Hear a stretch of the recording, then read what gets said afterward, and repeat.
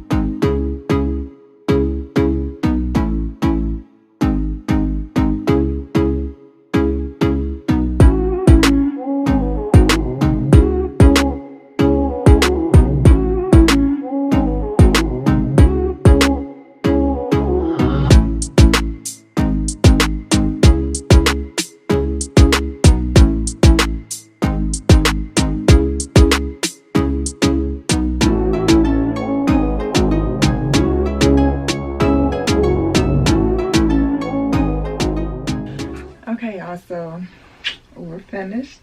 We can comb out some of these curls. Really easy, really simple. Okay, so this is Juila Hair, and this is their Malaysian. This is, I believe this is my first Malaysian unit too. So this is their Malaysian Bodywave T-part unit.